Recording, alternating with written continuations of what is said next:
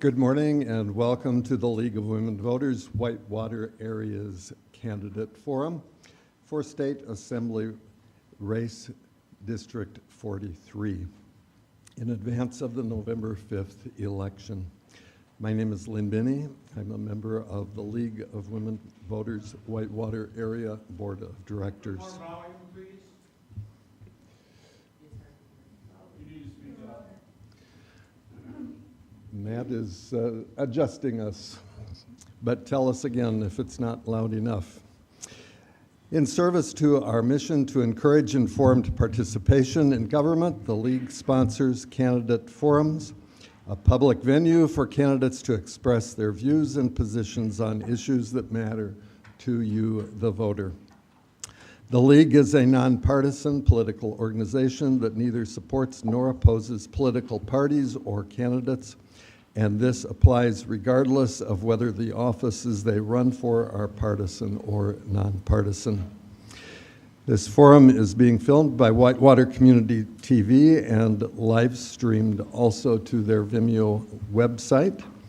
A recording will soon be rebroadcast on channel 990 and will be available for viewing on the city's website during the weeks leading up to the November 5th election.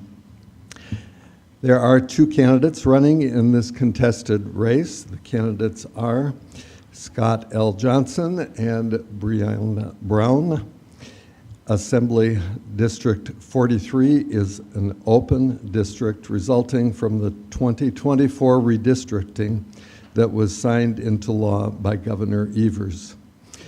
The new 43rd district includes the Milton area, Edgerton, a portion of the north and east side of Janesville, and happily the entire city of Whitewater. Sometimes due to the fact that we have two counties, we've gotten split down the county lines, but we are all together this time in Whitewater. The League thanks you candidates for accepting our invitation. We thank you for being civically engaged and for your willingness to be here today to share your views so voters can make informed choices on Election Day. The questions I will be asking the candidates are submitted from our in-person audience members.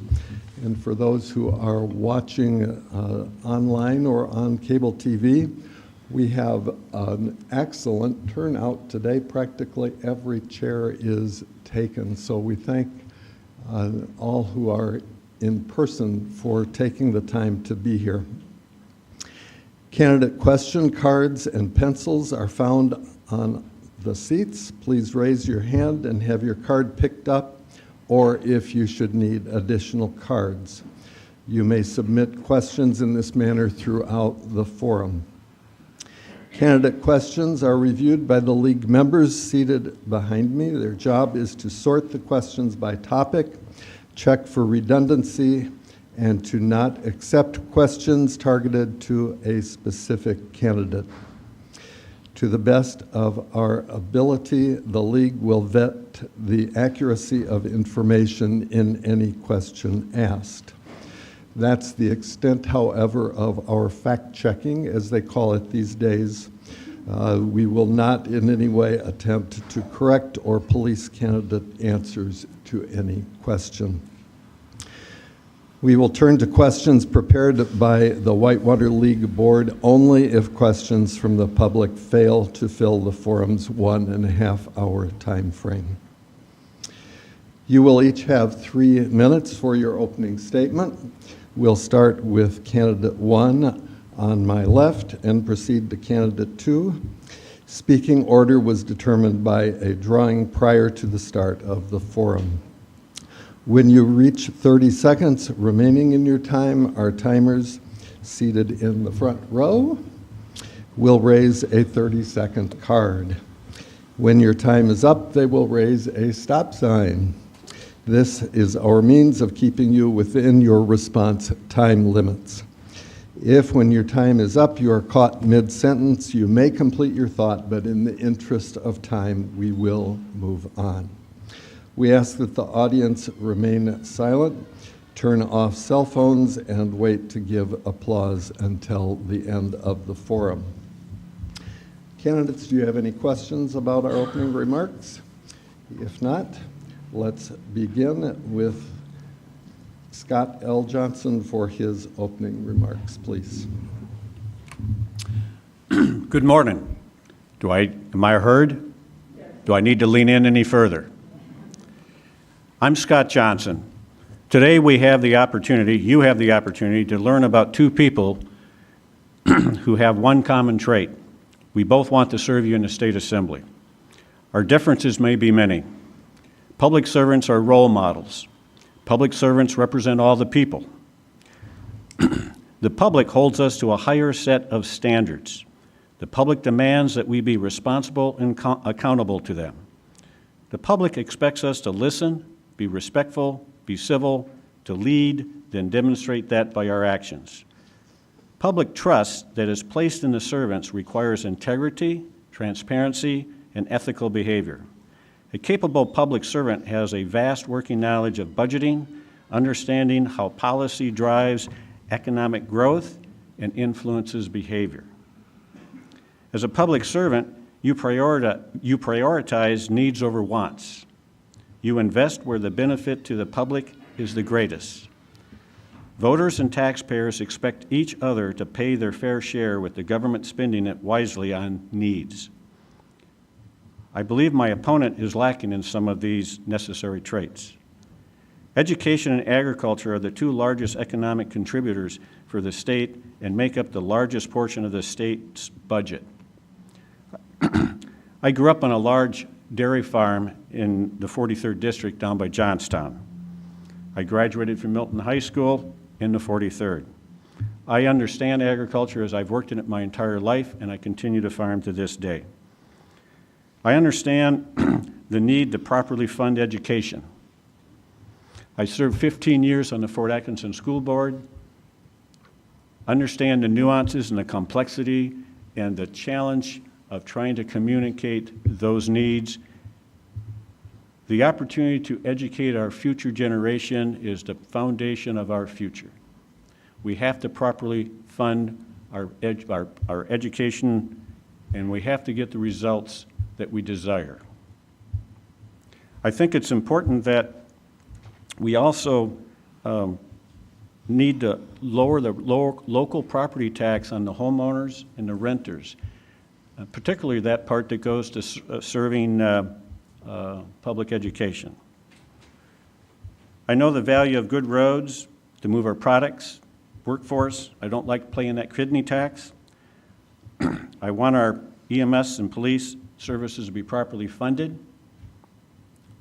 I still pay my property taxes on time. My opponent wants to raise your property taxes while not paying hers.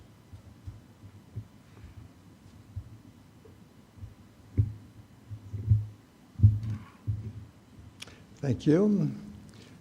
Brianne Brown, for your opening comments, please. Thank you. All the members of the League of Women Voters for putting together this forum and continuing its long tradition of defending democracy. And thank you to the audience for spending your beautiful morning here with us.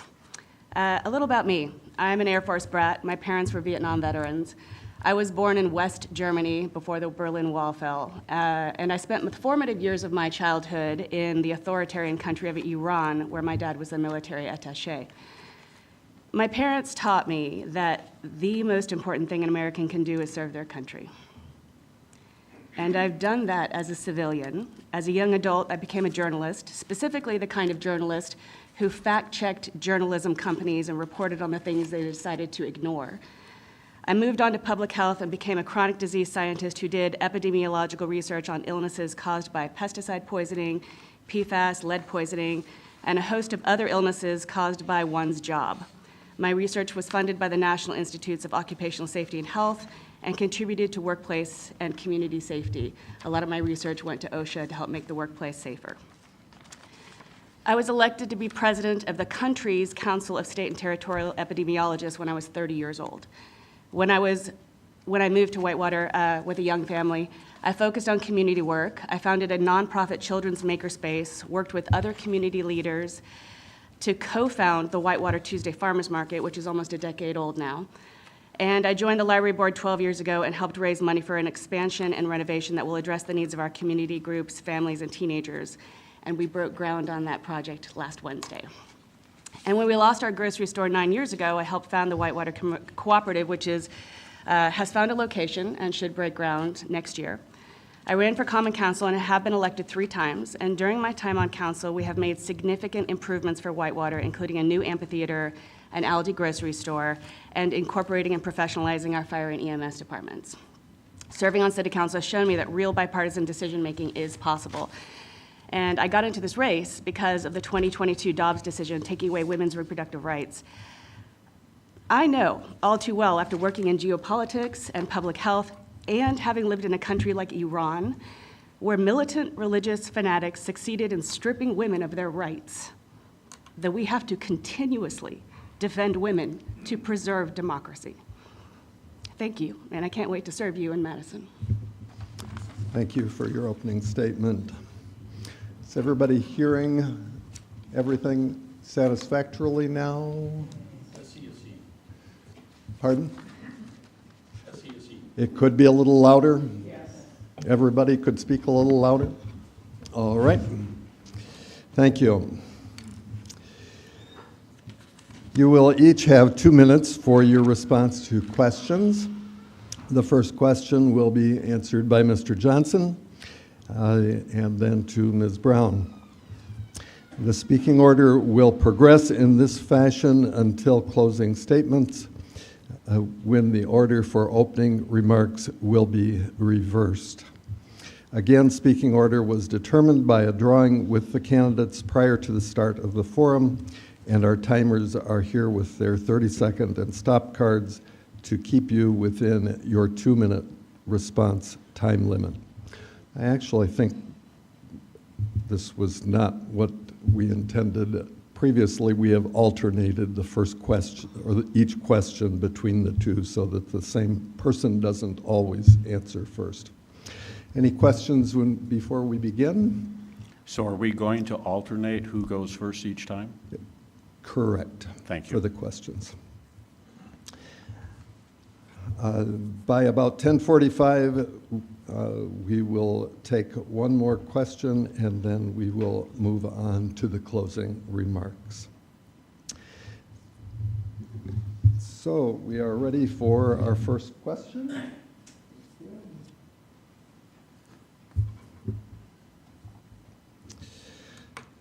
This question is on the topic of state constitutional change question on the November 5th ballot. The question asks voters to change voting provisions in the state constitution. It is difficult to understand. Should we support it? And here's how the measure is written. State of Wisconsin eligibility to vote referendum.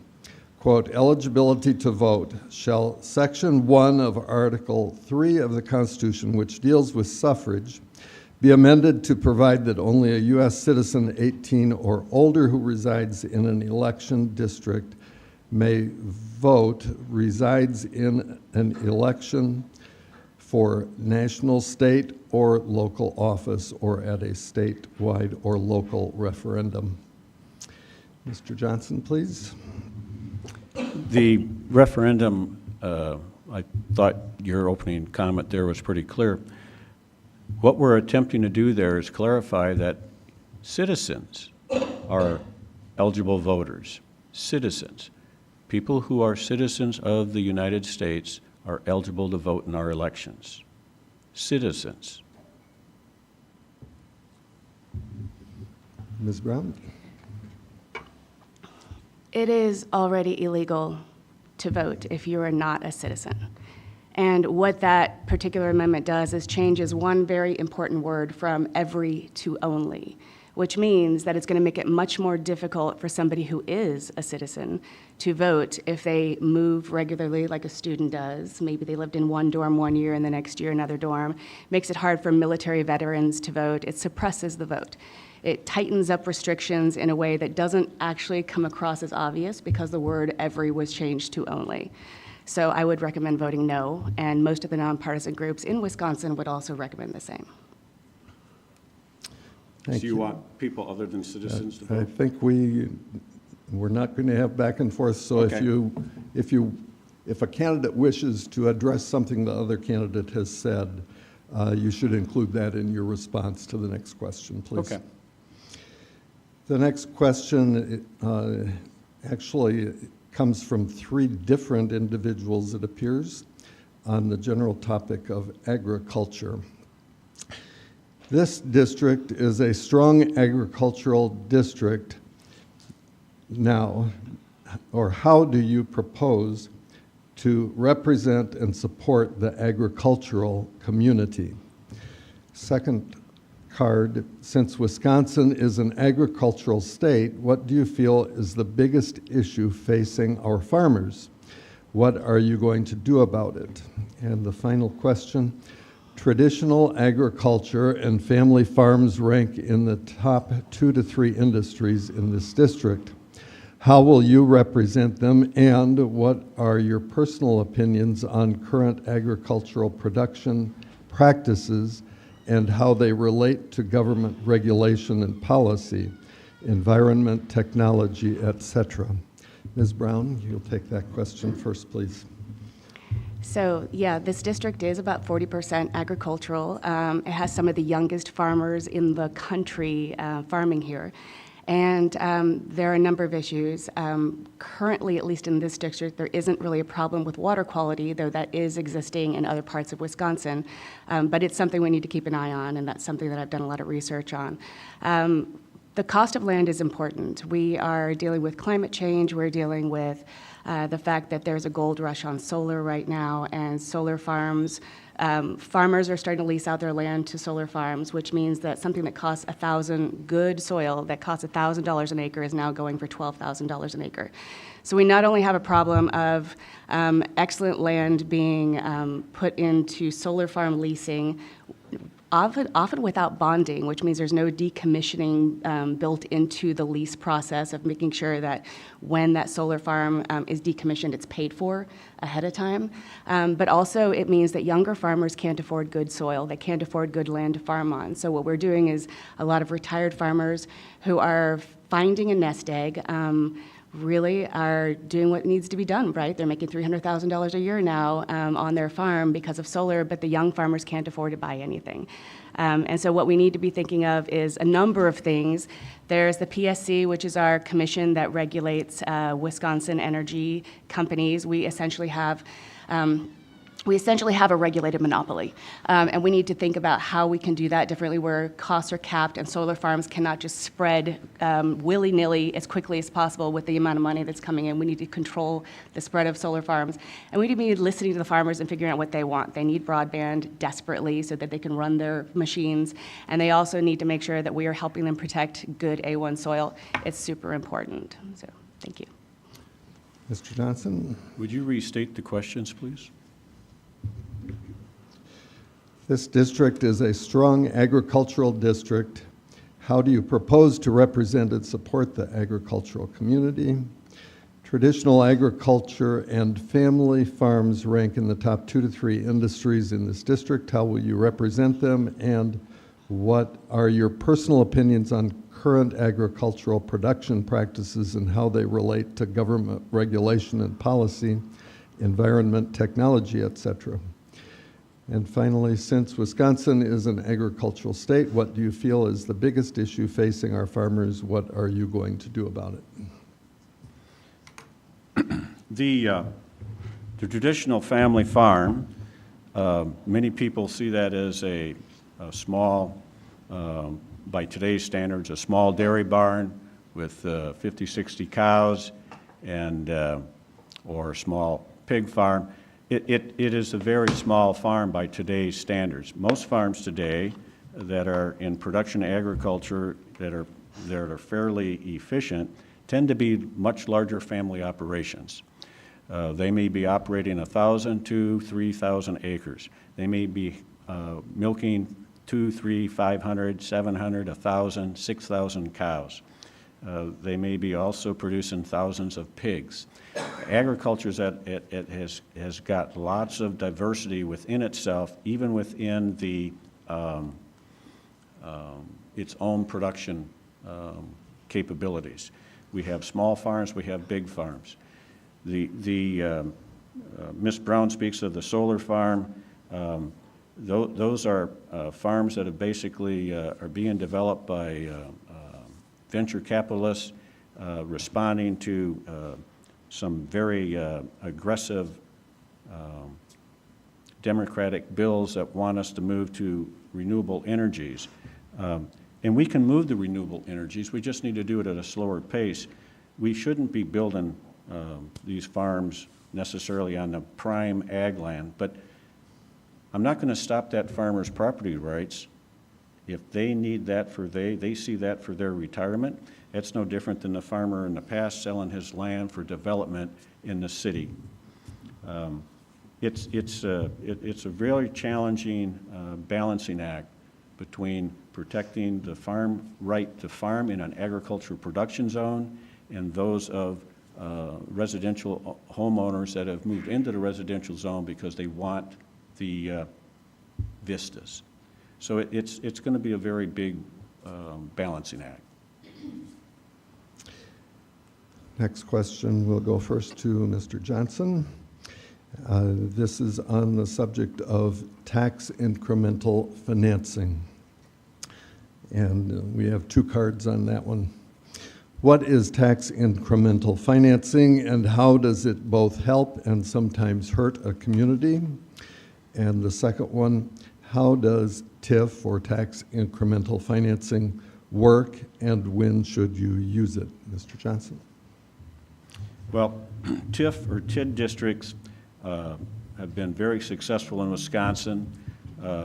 They basically allow a community to encourage development. It could be restoring historical buildings. It could be restoring or rebuilding in a blighted district.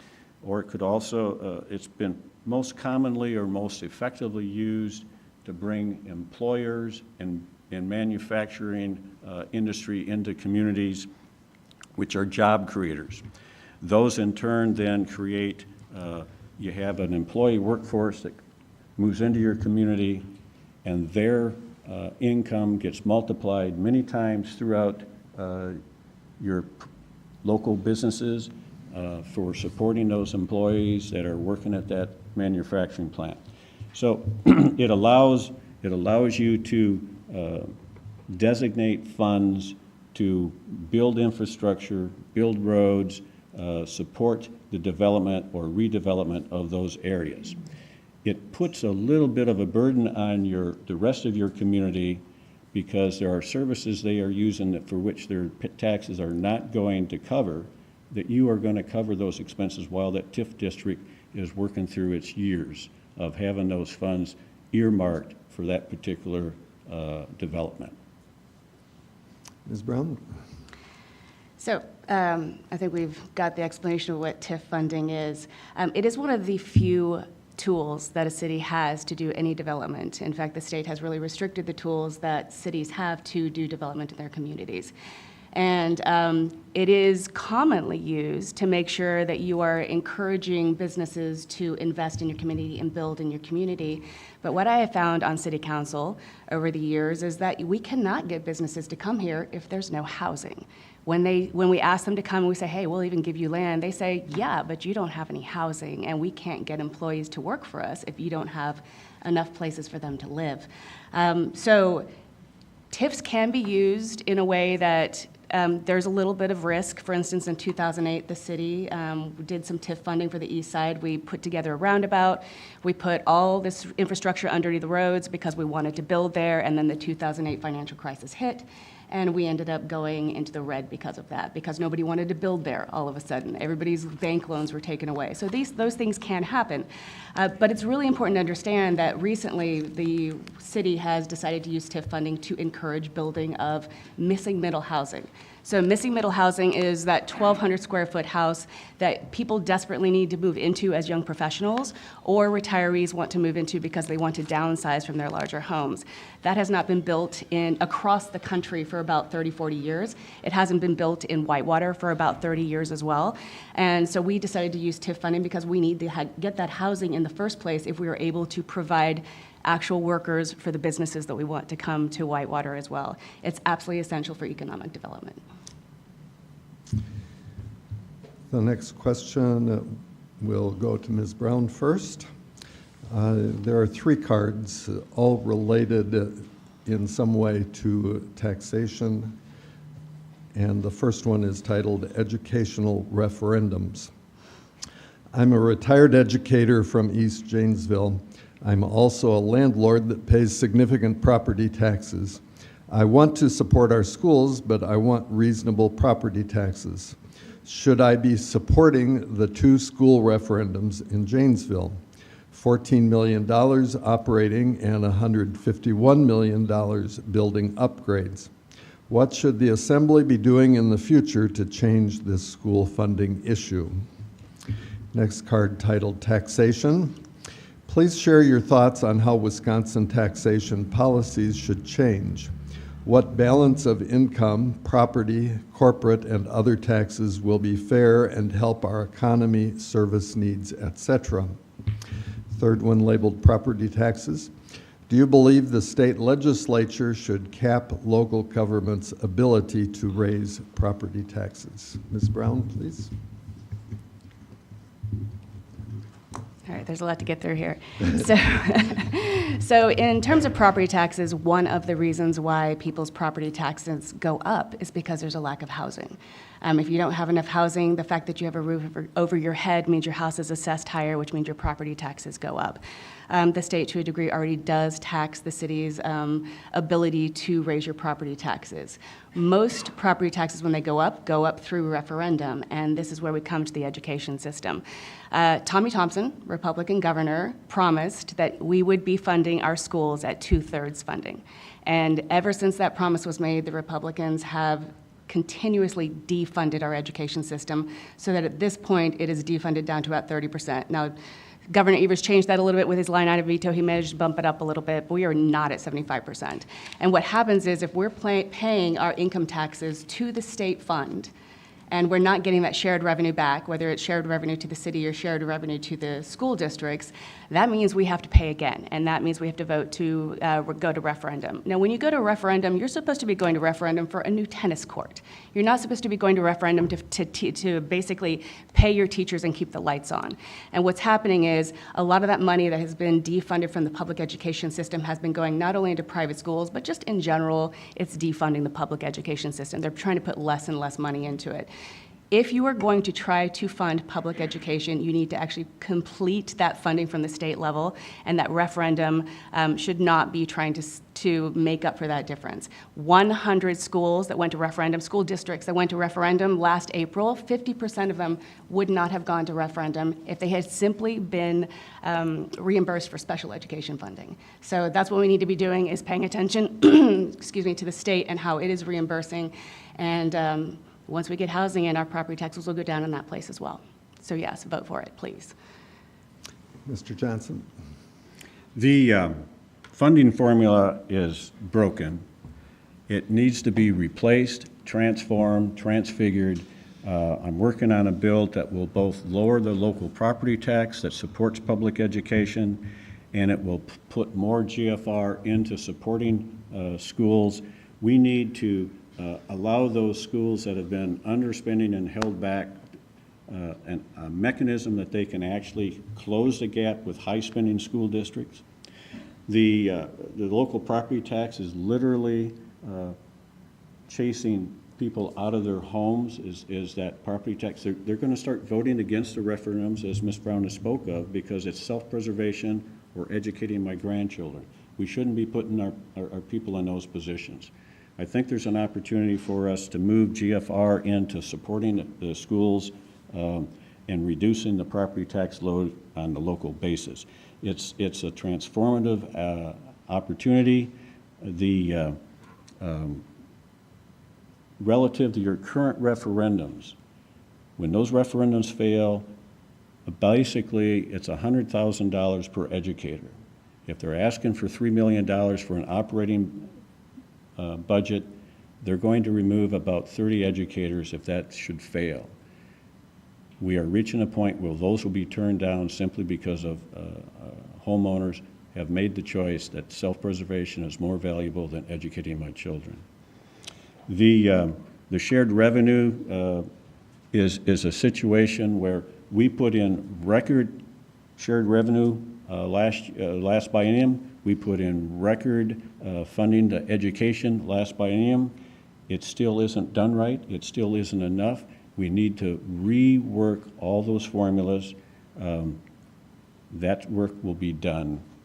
I am working on that. Next question goes first to Mr. Johnson on the subject of gun control. I believe you are both gun owners. What type of guns do you own? How do you promote gun safety? What state regulations and laws do you support?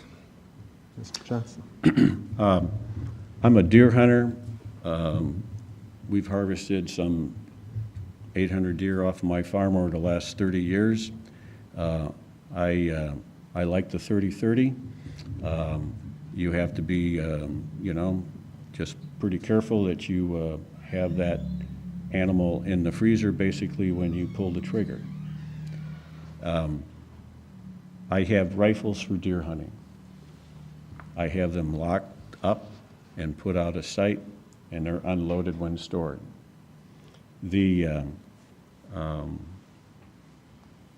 That's my sporting activity. I have shotguns, I have rifles, they're under lock and key. Ms. Brown? So, again, I grew up in a military family. My father was a great lover of guns. I think at one point he owned about 200. And I grew from all points of view, right? From the very earliest to the very latest. And so I own a hunting rifles. I own a couple of revolvers and a couple of pistols. And I used to go often with my father and practice at the range, as well as hunting. We all know that guns are for killing. So I think the specious argument of guns don't kill people, people kill people is really silly. I mean, that's what guns are for.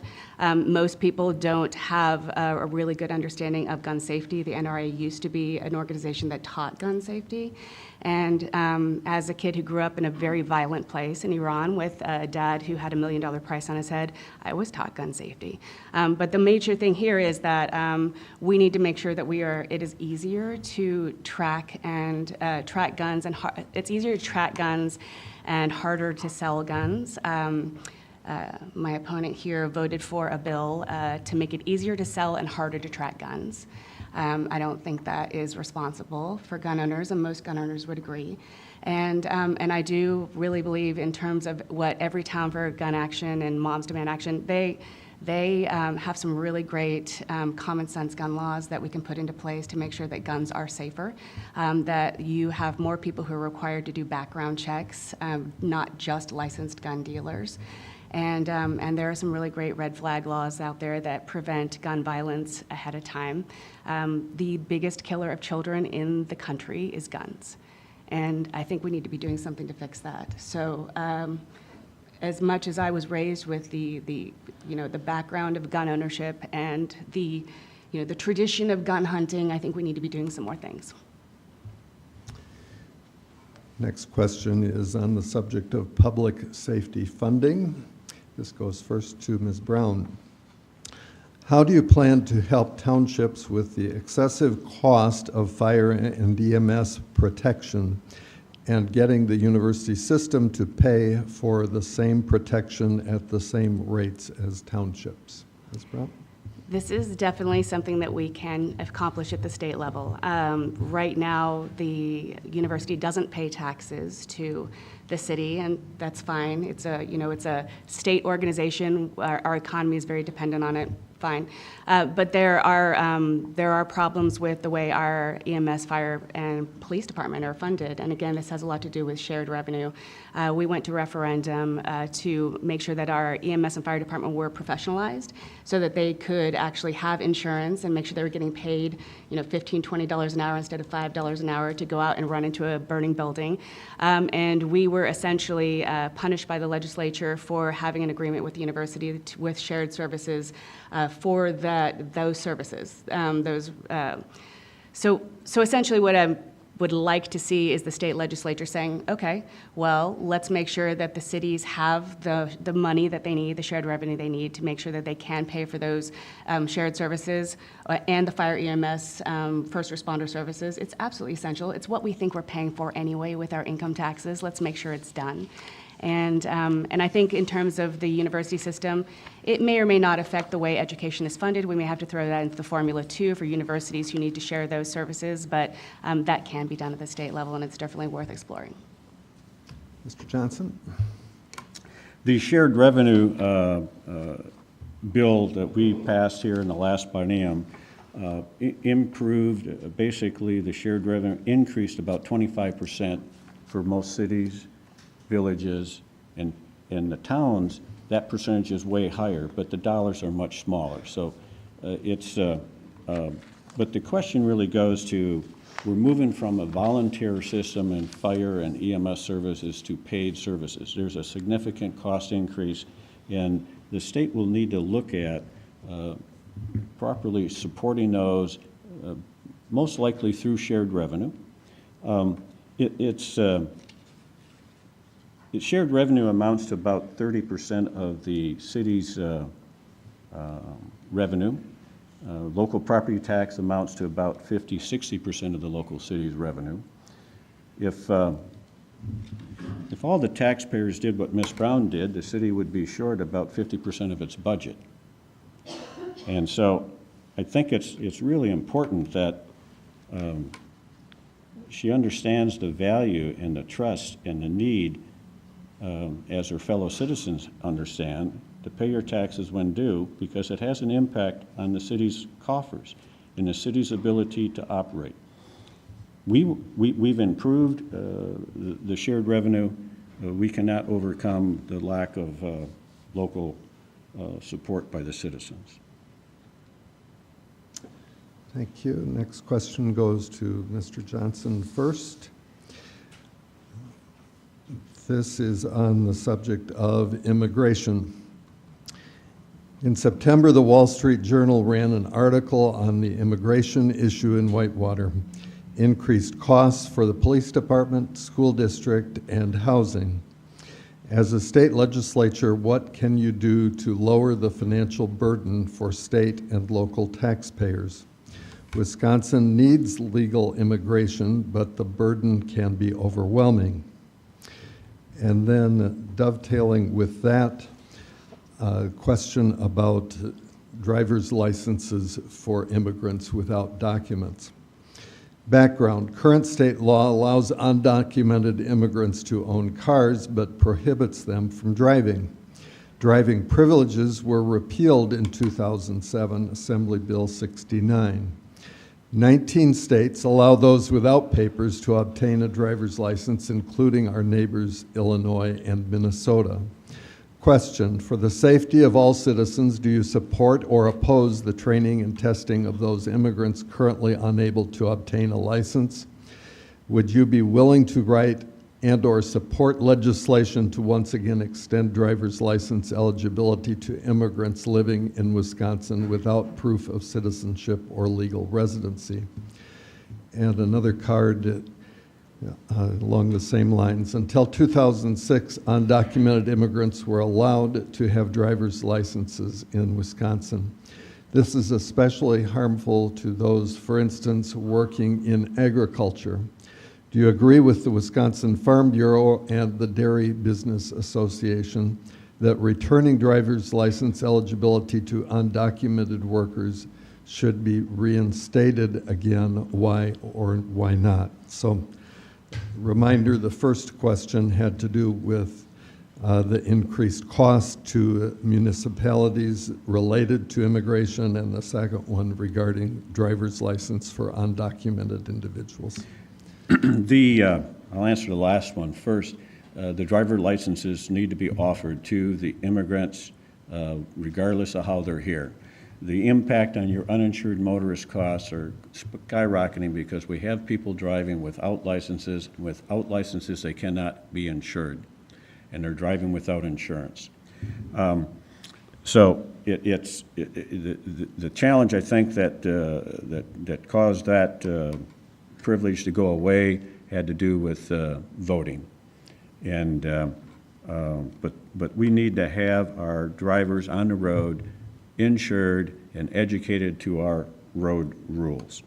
Relative to immigration costs to a community, throughout the history of immigration, it's not been uncommon for ethnic groups to find a location, they write home, their relatives come, and we have communities that are largely German, largely Italian, largely Polish, largely Scandinavian, Dutch. You can find them throughout the state, throughout the country.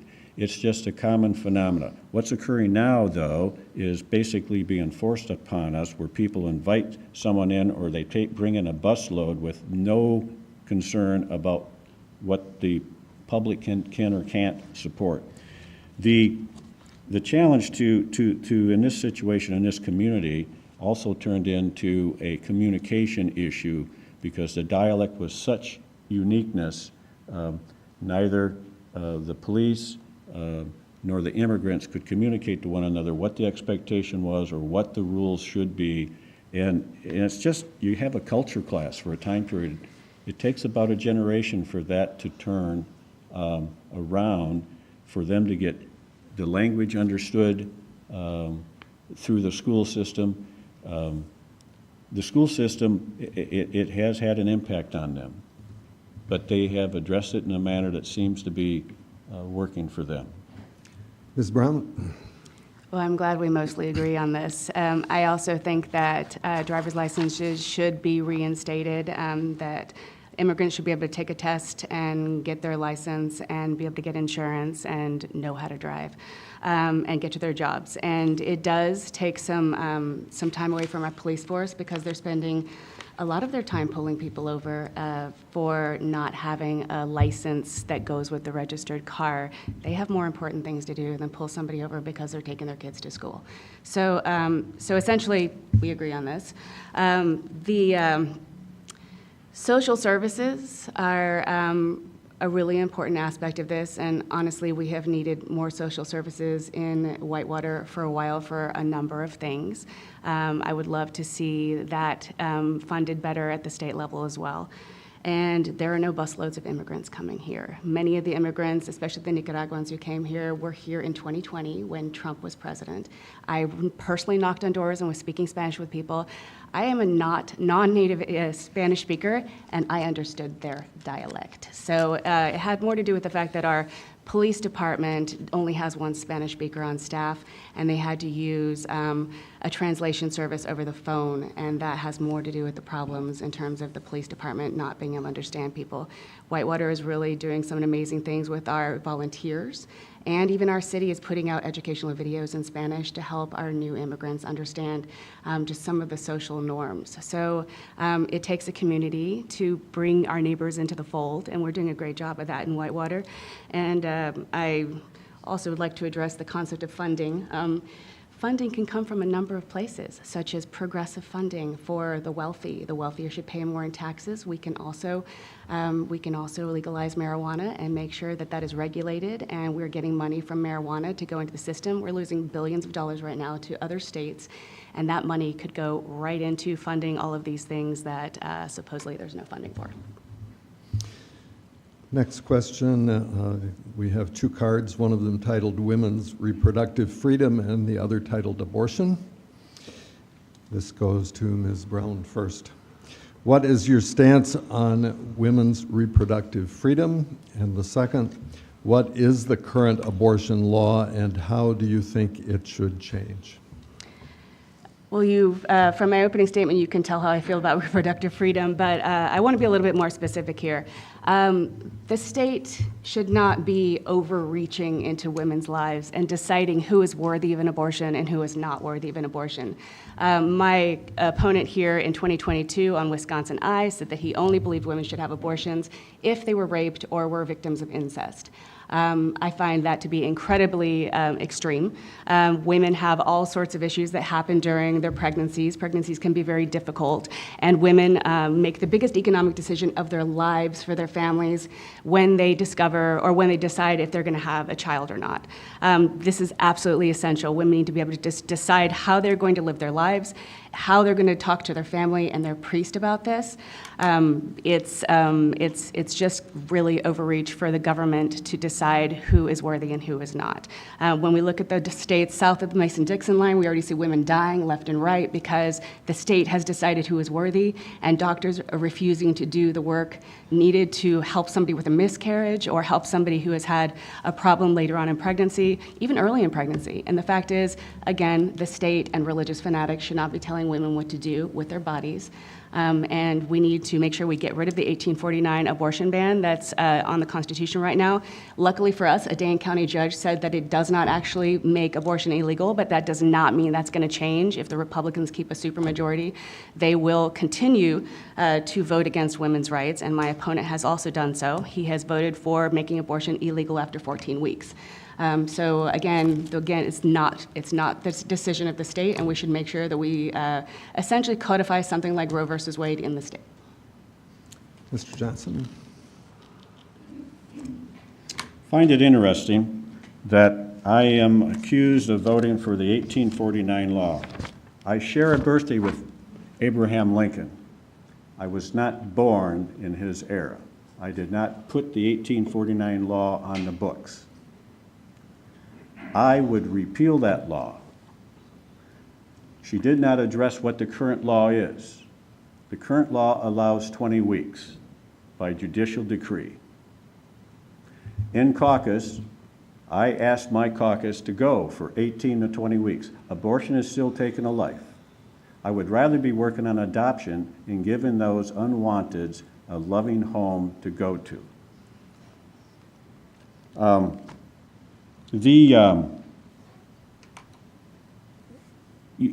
With any time limit that you have on abortion, most of it occurs prior to 12 weeks.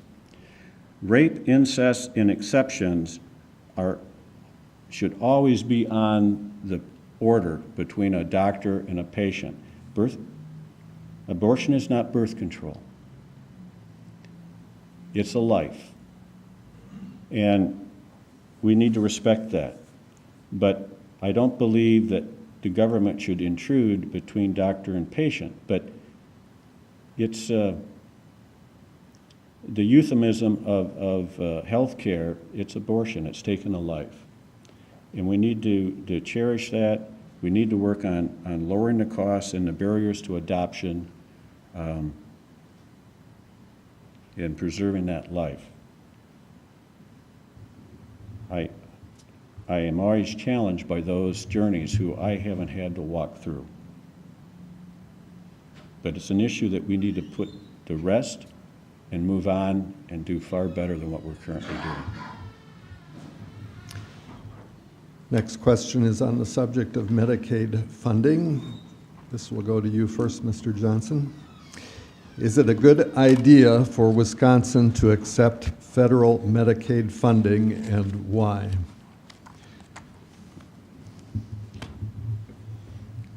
It sounds like a real simple answer. Why wouldn't we take the money? Because the money changes everything we've already got in place. We have waivers. We're the only state that has waivers that covers everything that we are currently providing in Medicaid. We don't leave any gaps there. And because of the waivers, we also make Obamacare available for anyone who just is above those threshold limits. I don't know that we could do better. We could accept the money, and then we could be held responsible for covering all those costs when the feds decide to lower their budgets and stop aiding the states. I think the plan that we have in place is appropriate for, for the people it serves, and for those that are just beyond it, Obamacare is available at a very minimal cost. I think the risk and exposure is just unwarranted. Ms. Brown? One of the reasons why Medicaid needs to be expanded in Wisconsin is because though we have this exceptional Badger Care system, which is essentially our Medicaid for Wisconsinites, there are other things that Medicaid funds. They fund rural hospitals, it keeps EMS and fire departments going. I mean, it funds ambulances, especially in rural areas where many people don't have a lot of money. They may be retirees on fixed incomes. It's our ambulance services that are paid for through Medicaid. Another really interesting thing that I have learned, one of my constituents has a son who lives in a facility in Illinois who is on Medicaid there, and they take federal Medicaid. When he brings his son to Wisconsin, the Medicaid doesn't apply anymore, which means he's afraid to bring his kid back home to Wisconsin because he doesn't have medical care if he gets sick. Can we take a time out? This is a blatant misrepresentation. Excuse me, if you have something to say, you can say it in your next time. So after having that complaint, there are some really interesting things that we do need to think about in terms of taking Medicaid funding. I am aware that there is a whole system built around our Badger Care, but guess what? That's what the legislature's job is to do, is to fix complicated issues and figure out how to get through it. This next question goes first to you, Ms. Brown, on the subject of elder abuse crime. Do you think DATCP has the resources to properly educate Wisconsin on elder abuse issues? Another one titled Elder Abuse. Elder financial abuse is a growing concern. What steps would you take to prevent the financial exploitations of seniors, especially those in the early stages of Alzheimer's or mild cognitive dementia? Wow, that's an amazing question. I actually don't know a lot about this subject, and I'm definitely willing to research it more. But I do know that the Republican supermajority has been defunding a number of the state organizations in Wisconsin for a long time. When you look at what they've done for education and the DNR and social services, including epidemiology and science research, my assumption would be they are defunded and underfunded as well. So I'm willing to look into it and find out if that is the case, but I would hazard a guess that I'm correct on that. Mr. Johnson?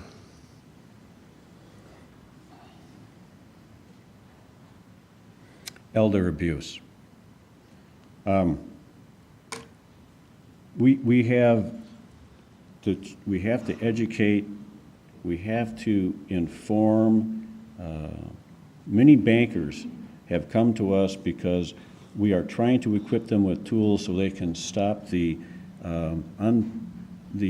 out of normal activity that occurs with some of our elders. They get the scam calls, they come in, they make withdrawals that are not anywhere near normal, and they don't have the authority to stop that transaction from taking place.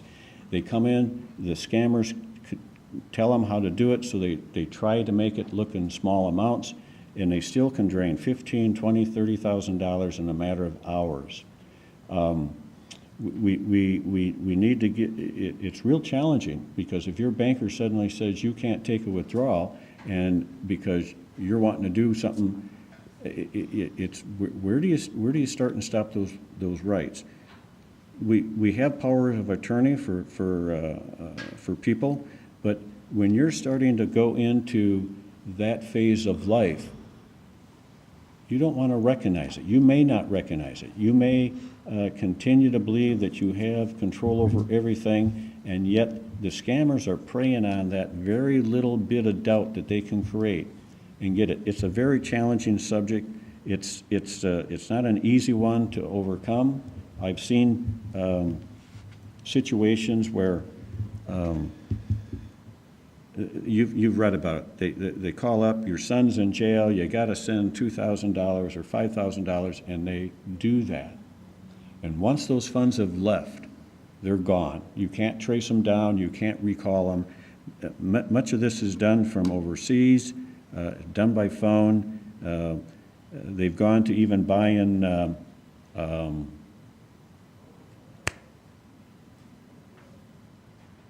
cards, buying gift cards.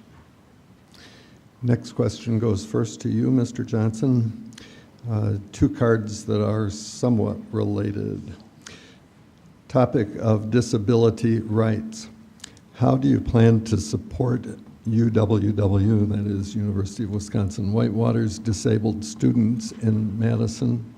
And the second one titled Special Education. How do you intend to support schools with students who have significant special education needs, who require more dollars than categorical and federal flow-through aid?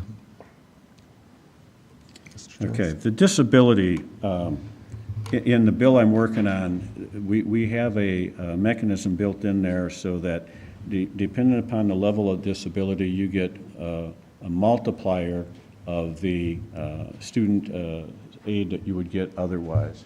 So the more challenging the student becomes, the more aid the district gets for that particular student.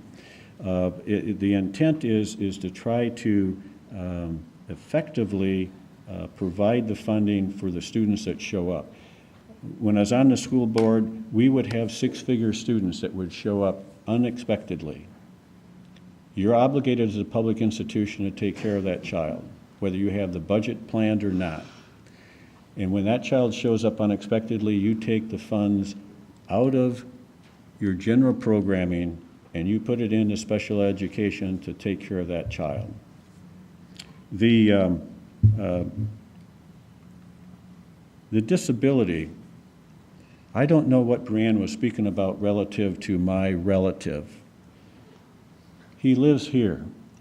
He lived with me for 30-some years. We provided for him until he could no longer be cared for by us. He just recently, in the last few years, moved into a group home. He's in Wisconsin. I don't know where she got her information. Blatantly wrong, misrepresented. Ms. Brown? Whoever your relative is, I wasn't talking about that person. So in terms of disability rights, education, Robin Voss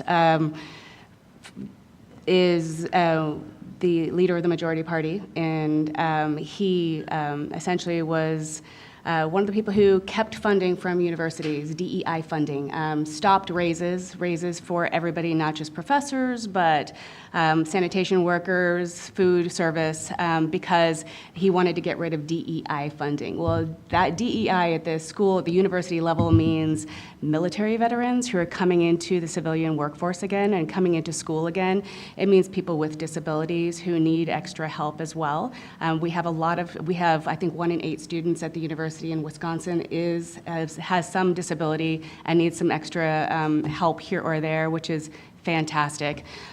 So in terms of that kind of funding, we need to make sure that we don't stop raises and prevent money that has been allocated to go to the universities.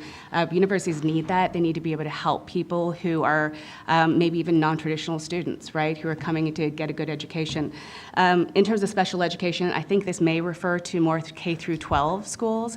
And currently, the way K through 12 works is if you are going to a public school, your school is reimbursed at 30% for your student who has a disability of some sort or needs special education.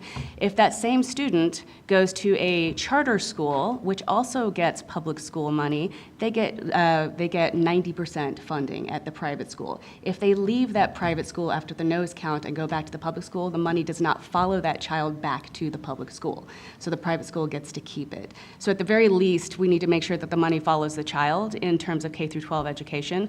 I would highly recommend that we also increase the amount of money that goes to special education, because the teachers are all begging for it. They need this kind of help. And we just, in general, need to be respecting educators and education more and putting more money into it. Next question is on the topic of character. You are both elected officials. What do you think should happen when you find out that one of your colleagues has acted or behaved in an unethical manner? Ms. Brown? So I actually teach ethics at the university, and ethics, and of course I come from a military family, so I have a very strong sense of ethics. You know, it's really important to establish those ground rules, especially if it's a colleague, and try to get on the same page with them in terms of ethics. I, you know, even recently had a conversation with during Common Council last year where somebody was saying, well, it's not illegal. I was like, I know it's not illegal, but it's not ethical. So sometimes those two, you know, don't completely overlap, and you need to still act as a person who's honest and decent and compassionate, and making sure that you're not doing things that are self-serving. And it's you know, it's hard for a lot of people to, if they didn't have a strong ethical base in the first place, to be able to understand that when you become a person who has more responsibility, it can sometimes get to your head, and it's really important to check yourself and make sure that that does not happen. Mr. Johnson? Ms. Brown speaks of a strong ethical behavior. Is it ethical to leave your property taxes unpaid for 3 years? Is it ethical for you to ask your fellow taxpayer to pay a greater tax burden because you choose not to pay your property taxes? Is it ethical for you to take international trips while your property taxes remain unpaid?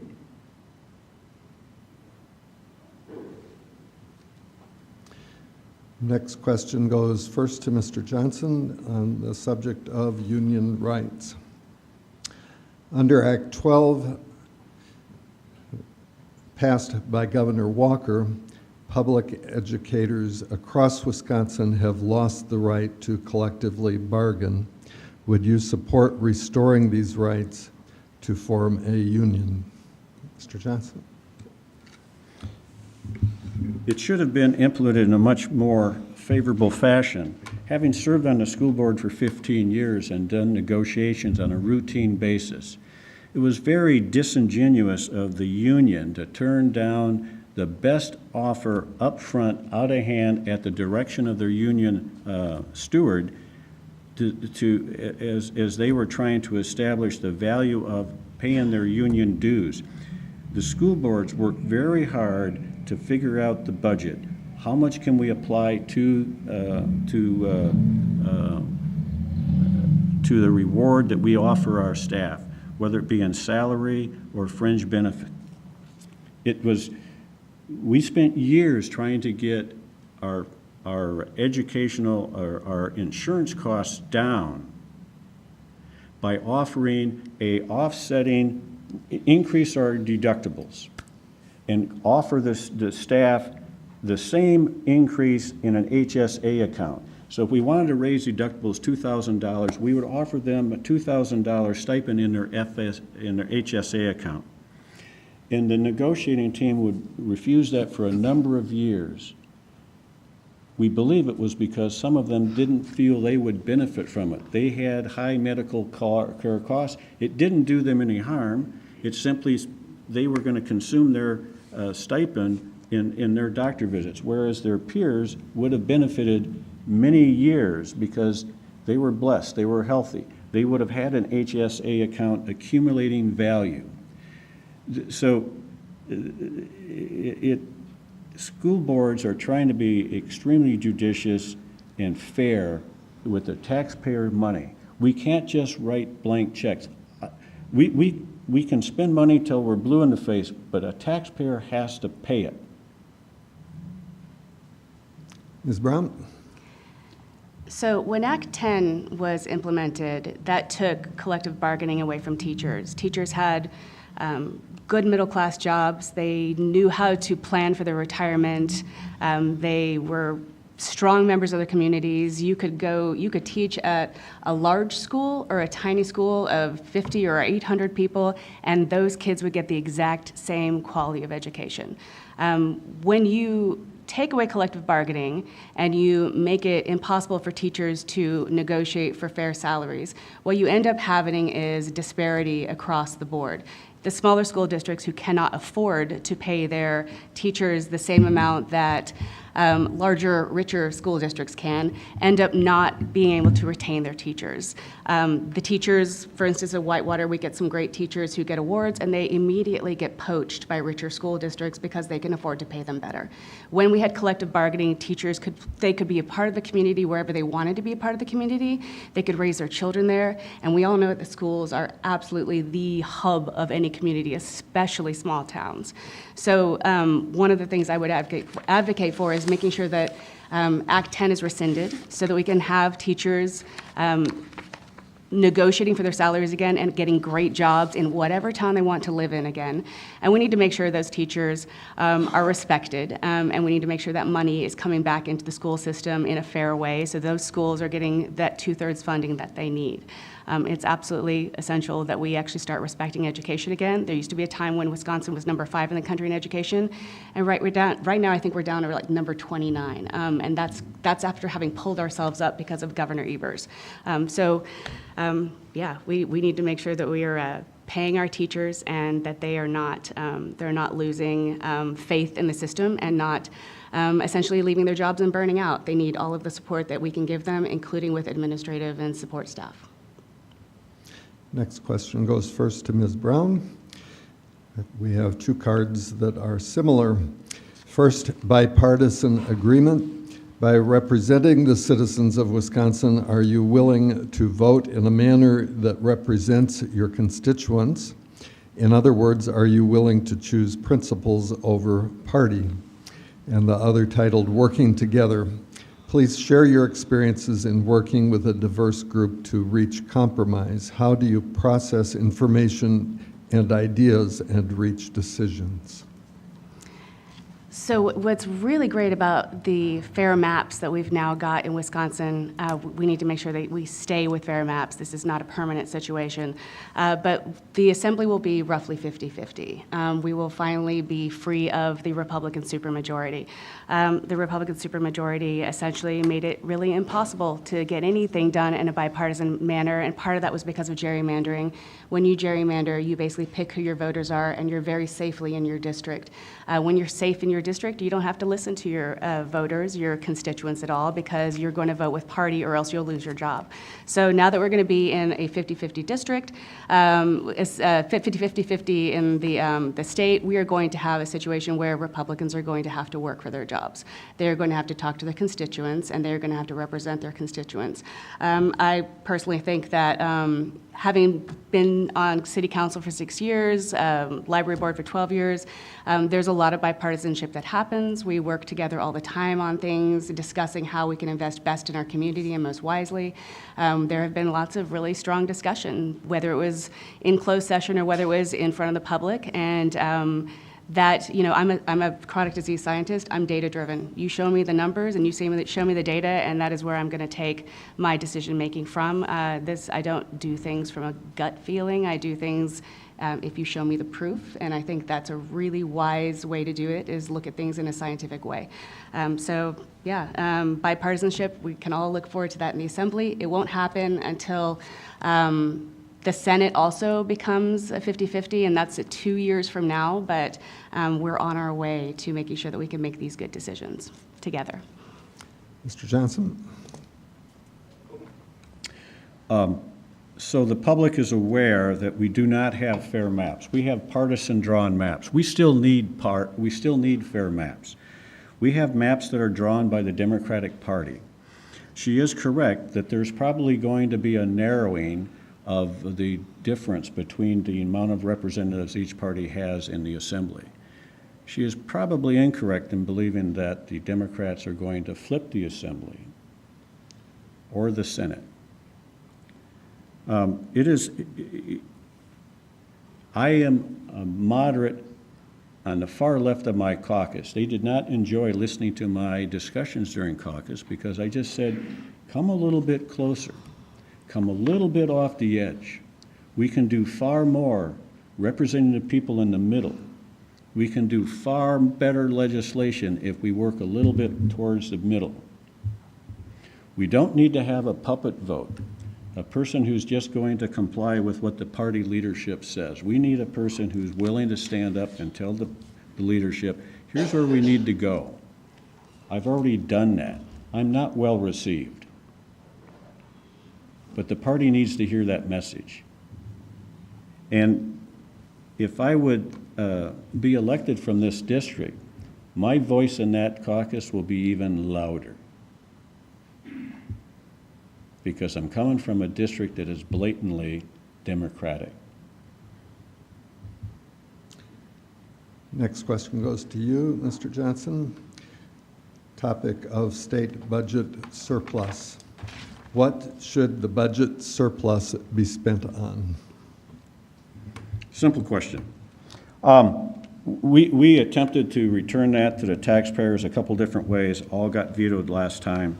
I've spoke earlier of the education funding bill that I'm working on to reformat the way we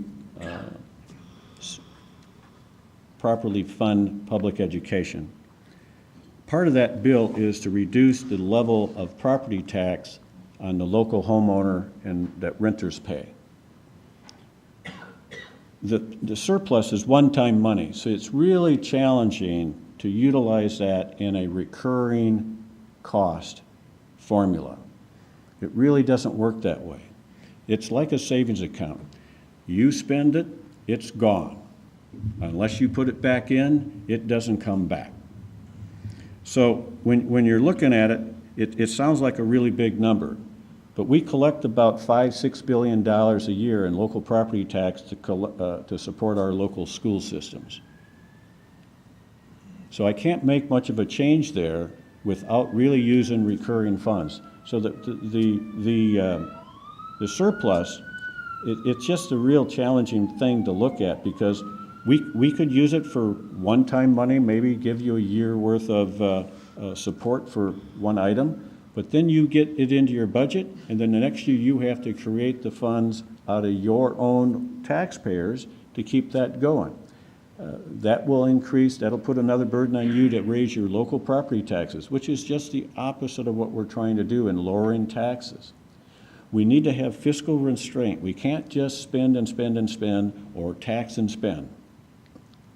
We have to have fiscal responsibility. We need to be respectful of our taxpayer, our fellow taxpayer who's struggling to keep the lights on, the heat on, the medications purchased. Ms. Brown?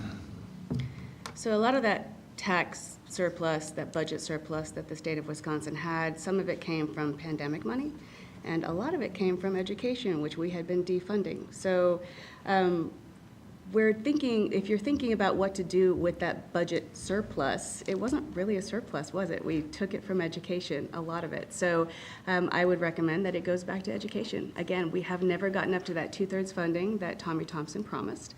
And I will come back to my concept of why don't we figure out how we can, for instance, Wisconsin has a progressive tax history. We actually kind of invented progressive tax in the United States. Right now, billionaires and multimillionaires pay less in taxes than we do, percentage-wise. So if we're thinking about progressive taxation, we should go back to that. In the times of Eisenhower, when lots of things were invested in, we had a lot of infrastructure and education invested in. Millionaires were taxed at 80%, and I'm not even saying 80%, I'm saying 30. Like, we could just go up a little bit in terms of how we can create that consistent funding that continues to fund the things that we want to be funding, such as education, such as building our roads, such as making sure that we have things taken care of in our cities and towns with fire, EMS, and police department. This will be our last question, and it goes first to you, Ms. Brown. It's titled Voice of the People. The legislature voted to outlaw the voice of the people by banning advisory referendums. If elected, what would you do to give the voices back to the people? Would you reverse the current ban? I think it's a really good idea to do so. I know it's scary and tricky to let the voice of the people reign. Sometimes we don't always trust our, fellow citizens to make good decisions, but it's really important to allow democracy to be available to all, and I think advisory referendums are a little silly. I think we need to be really working toward referenda that can be submitted by the people and not by the legislature. Currently, if you want to have a referendum on the ballot, the legislature, the majority party in the legislature basically has to pass it in 2 sessions, and then they get to put the referendum on the ballot, so that the people don't actually have a decision about what kind of referendum they want on the ballot. They just get the choice to vote for it once the state has decided for them. I think that the more we can move toward democracy, the better. There are pitfalls in that. You have to make sure education is excellent, that you're getting the word out about what things mean, and making sure that people are really well informed when they make that vote happen. But it is what our country is all about, is making sure that the people have a voice. Mr. Johnson? The people have a voice every time they go to vote at the ballot box. Term limits are one of those things that we should probably also have in place. And there'll be many people that tell you, well, we already have term limits. All we have to do is go to the ballot box and change our vote. And perhaps some of the problems in Washington would change if we would do that, instead of allowing people a 20 and 30 and 40-year career. So I think the ballot box is whether the, you have a group of elected officials looking in the detail, in this case of perhaps the Constitution or the governance of your state, and they put forth a referendum, they put forth a question that they think is judicious to look at and consider. We owe it as citizens to study that and give them a vote on it, and we can do that at the ballot box. You as individuals can approach us and ask us to put forth the question you want asked, that you think we ought to address. And we can work with our legislative colleagues, and we can put that forth. I don't know that the ballot box is not operating. I think it works fairly fine. I think it's just a matter of you taking the time and working with your current representatives. It works at the local level. Thank you both for providing us with your views and positions on the issues brought up today. This is a valuable service to voters. You will each now have 2 minutes for closing remarks. For these remarks, the speaking order is reversed. So Ms. Brown, you'll go first, please. So thank you very much for spending your morning with us again. I really appreciate the time to show the distinct differences between me and my opponent. One of the things that has concerned me the most is that when he ran against Representative Ruink, he went negative on him and called him a career politician. And it looks like going negative is the way that happens. I've had a number of people tell me that he claims to be a moderate, and yet when you look at this voting record, we have dozens of bills where we have a right-wing Robin Voss rubber stamp on these bills. There is absolutely nothing moderate about his voting record. The only things he voted on that would be moderate were the things that everybody unanimously agreed on in the Assembly. So I just want to reiterate that I have really, really loved working for my community here in Whitewater. I feel that I have this amazing background of journalism, science, and research, and doing my research and understanding a lot of different things and a lot of ways of doing things. And I get along really well with people, and I really think that bipartisanship is going to happen. Just looking in a positive direction in terms of Wisconsin finally getting out of the gerrymander, making sure that our votes actually do count. We are going to be seeing some really lovely stuff happening in January, and I can't wait to see you in Madison. Thanks. Mr. Johnson. Well, it's interesting. She talks about going negative, and she puts out basically flyers that don't represent the reality, but that's their view of it. I want to emphasize the importance of integrity found in this community, where principles and honesty and fairness and ethical standards create an environment of mutual trust. This is a glue that holds the community together. The facts are, based on public available records, Ms. Brown voted more than once to raise Whitewater taxes. Those taxes have increased, pushing nearly 30%. Ms. Brown has a documented history of practicing tax evasion while increasing your taxes. She's avoided paying taxes. She's had funds to enjoy international trips to exotic locations while she's not paid her taxes. Amazingly, this summer, $15,000 appeared that she found that she could use to pay off her accumulated tax debt after spending months of fundraising. Non-compliant taxpayers force accountable citizens to cover the tax shortfall in order to fund your police, your schools, and your other essential services. Many have commented, if she wasn't running for state office, the tax bill would have remained unpaid. This is an erosion of public trust stemming from hypocrisy and financial mismanagement. If she can't manage her own family budget, how is she going to help you with the state budget? My commitment to you is to work towards securing and continuing to secure the funding that I've already delivered to Whitewater. There's some $80 million that are going to be invested into the Winter and Hyde Halls. That came about because of efforts I put forth to secure that for the campus. Under the current leadership, the economy is struggling and many families are facing difficult choices between essential needs. I'm committed to helping ensure that our teachers, students, health departments, essential services have the genuine support that they need. Thank you. Thank you both for your participation today, and also thank you to the audience for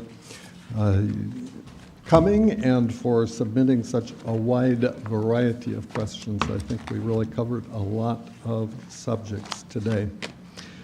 As we bring the forum to a close, we'd like to remind voters that this forum was filmed by Whitewater Community TV and live streamed to their video website. A recording will soon be rebroadcast on Channel 990 and will be available for viewing on the city's website during the weeks leading up to the November 5th general election.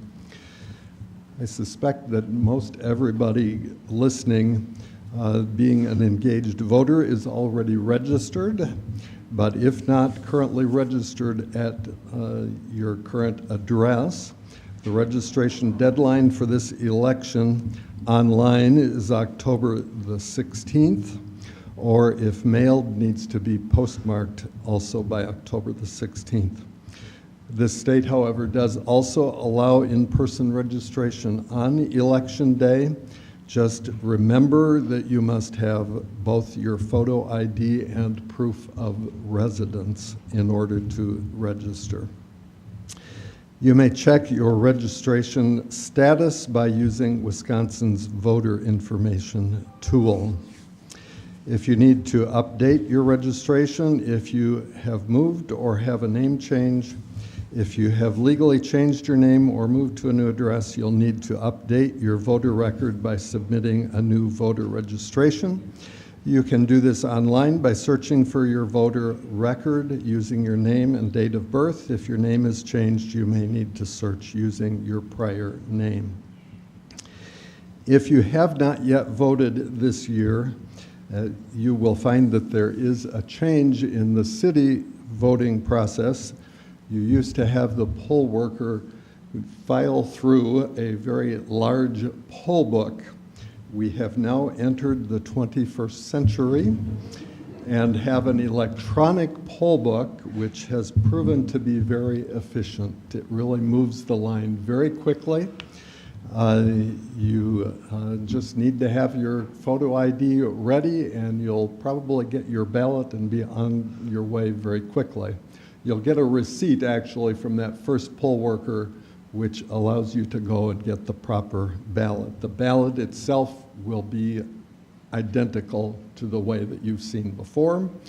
You'll enter it into the same machine, and if you wish, you'll probably still be able to get that famous sticker. Thank you, everyone, for your participation, and let's give our candidates appreciation.